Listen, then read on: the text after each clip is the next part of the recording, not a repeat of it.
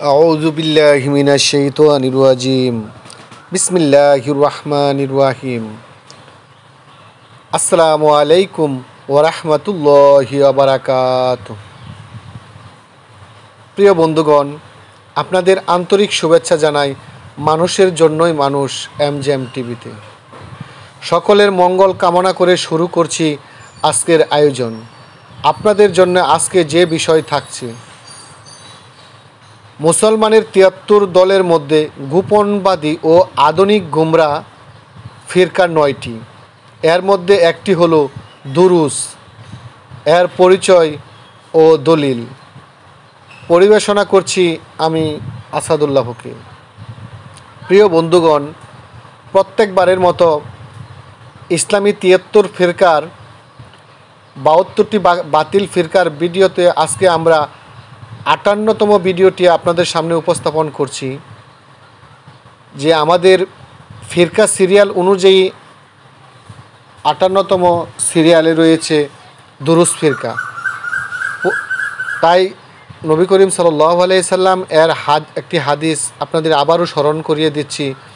ইসলামে ৭৩টি ফিরকা হবে, ৭২টি জাহান্নামে যাবে, একটি জান্নাতে যাবে।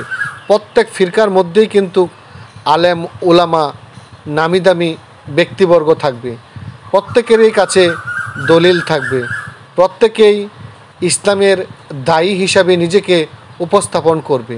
কিন্তু নবী করিম সাল্লাল্লাহু আলাইহি সাল্লাম এর হাদিস মতে আসলে কি তারা প্রকৃত ইসলামের দায়ী নাকি তারা ভ্রান্ত ফিরকা? এটি জানার জন্য ইসলামের যতগুলি শাখা রয়েছে, দল উপদল রয়েছে, প্রত্যেকের আকীদা কর্মকাণ্ড সম্পর্কে জানা প্রতিটি মুসলমানদের জন্য একান্তই জরুরি। তাই আপনাদের সামনে নিয়ে আসলাম আজকে দুরুস ফিরকার একটি প্রতিবেদন ভিডিও, হাদিস ও কোরআন থেকে আপনাদের সামনে উপস্থাপন করছি। প্রিয় বন্ধুগণ, চলুন কথা না বাড়িয়ে শুরু করি আজকের মূল আয়োজন। প্রথমে থাকছে ভূমিকা। ইসলামের ইতিহাসে অনেক ভ্রান্ত ও গোমরা ফিরকার উদ্ভব হয়েছে। এর মধ্যে একটি হলো দুরুস, যাদের উৎপত্তি ফাতেমীয় খেলাফতের সময়। তারা নিজেদেরকে মুসলমান বলে পরিচয় দিলেও তাদের বিশ্বাস, আকীদা ও কার্যকলাপ সরাসরি কুরআন সুন্নাহর বিপরীত। মুসলিম উম্মার সর্বজনীন আকীদা হলো তাওহীদ ও খতমে নবুয়ত, অথচ দুরুজরা এসবের মারাত্মক বিকৃতি ঘটিয়েছে। দ্বিতীয় প্যারায় থাকছে দুরুজ এর উৎপত্তি ও ইতিহাস। দুরুজ ফিরকার উৎপত্তি ১১শ শতকে ফাতিমীয় খলিফা আল হাকিম বিল্লাহ ৯৮৫ ও ১০২১ খ্রিস্টাব্দ এর শাসনামলে মিশরে আল হাকিমকে তারা দিব্য সত্তা বা আল্লাহর অবতার হিসাবে মানতে শুরু করে।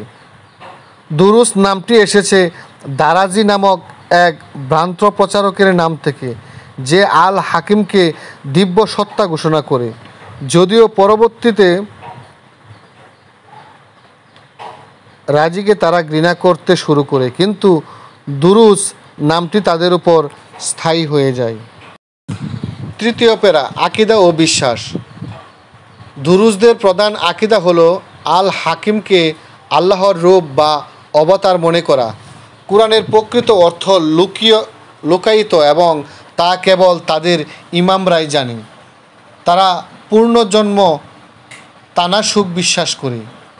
ইসলামের মৌলিক স্তম্ভ শাহাদা, সালাত, সাওম, জাকাত, হজ তারা অস্বীকার করে বা বিকৃত করেছে। এগুলো ইসলাম ও আহলুস সুন্নাহ ওয়াল জামা এর আকীদার সাথে সম্পূর্ণ বিরোধী। চতুর্থ প্যারা, ইবাদত ও কর্মপদ্ধতি। দুরুজরা প্রকাশ্য ইসলামের ইবাদত যেমন সালাত, সাওম, হজ ইত্যাদি পালন করে না। তারা গোপনে মিলানায়তনে জড়ো হয়ে এবং নিজেদের তৈরি গোপন কিতাব রাসায়েল আল হিকমা থেকে পাঠ করে।